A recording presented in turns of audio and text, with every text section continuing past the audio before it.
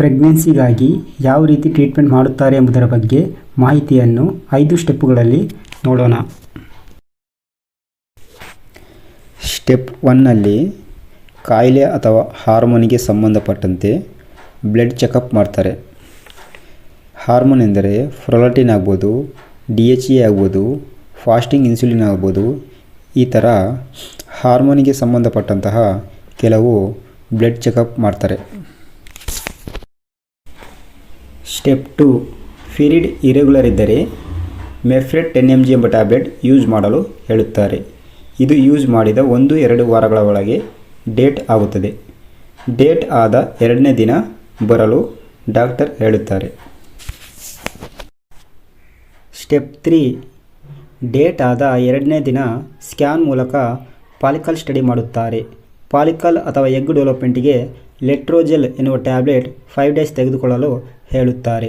ಈ ಟ್ಯಾಬ್ಲೆಟನ್ನು ಬೆಳಿಗ್ಗೆ ಮತ್ತು ರಾತ್ರಿ 2 ಟೈಮ್ 5 ದಿನಗಳ ಕಾಲ ತೆಗೆದುಕೊಳ್ಳಬೇಕಾಗುತ್ತದೆ.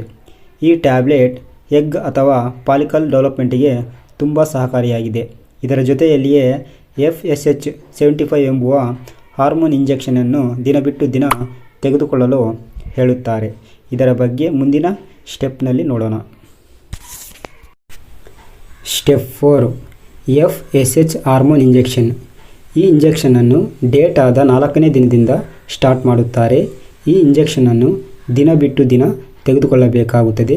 ಮಧ್ಯದಲ್ಲಿ ಸ್ಕ್ಯಾನ್ ಮಾಡಿ ಫಾಲಿಕಲ್ ಸ್ಟಡಿ ಮಾಡುತ್ತಾರೆ. ಈ ಫಾಲಿಕಲ್ 17 mm ಮೇಲೆ ಬರುವವರೆಗೂ ಈ ಇಂಜೆಕ್ಷನ್ ದಿನ ಬಿಟ್ಟು ದಿನ ತೆಗೆದುಕೊಳ್ಳಬೇಕಾಗುತ್ತದೆ. 17 mm ಮೇಲೆ ಬಂದ ಮೇಲೆ ಈ ಇಂಜೆಕ್ಷನನ್ನು ಸ್ಟಾಪ್ ಮಾಡುತ್ತಾರೆ.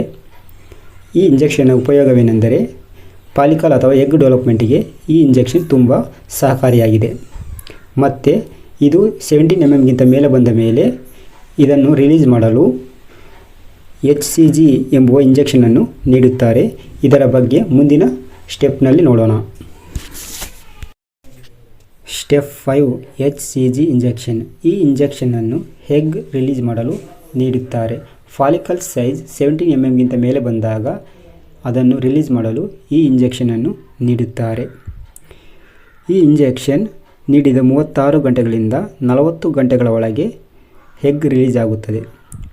ಇದಕ್ಕಿಂತ ಮುಂಚಿತವಾಗಿಯೇ ಎಗ್ ರಿಲೀಸ್ ಆಗಬಹುದು. ಏಕೆಂದರೆ ನಮ್ಮ ಬಾಡಿಯಲ್ಲಿ LH ಎಂಬುವ ಹಾರ್ಮೋನ್ ರಿಲೀಸ್ ಆಗಿ ಮುಂಚಿತವಾಗಿಯೇ ಎಗ್ ರಿಲೀಸ್ ಆಗಬಹುದು. ಆದ್ದರಿಂದ ಈ ಇಂಜೆಕ್ಷನ್ ನೀಡಿದ 2 ಅಥವಾ 3 ದಿನಗಳ ಕಾಲಾವಧಿವರೆಗೂ ಗಂಡ ಹೆಂಡತಿಯರು ಒಂದುಗೂಡಬೇಕಾಗುತ್ತದೆ. ಹೀಗೆ ಒಂದುಗೂಡಿದ 15 ಅಥವಾ 20 ದಿನಗಳ ನಂತರ ಪ್ರೆಗ್ನೆಂಟ್ ಆಗಿದೆಯೋ ಇಲ್ಲವೋ ಎಂಬುದನ್ನು ಕಿಟ್ ಅಥವಾ ಸ್ಕ್ಯಾನ್ ಮೂಲಕ ತಿಳಿದುಕೊಳ್ಳಬಹುದು. ಒಂದು ವೇಳೆ ಬ್ಲಡ್ ಚೆಕಪ್ನಲ್ಲಿ ಯಾವುದಾದರೂ ಸಮಸ್ಯೆ ಇದ್ದಲ್ಲಿ ಆ ಸಮಸ್ಯೆಗೆ ತಕ್ಕಂತೆ ಕೆಲವೊಂದು ಟ್ಯಾಬ್ಲೆಟ್ಗಳನ್ನು ಸಹ ಈ ಟ್ರೀಟ್ಮೆಂಟ್ನಲ್ಲಿ ನೀಡುತ್ತಾರೆ.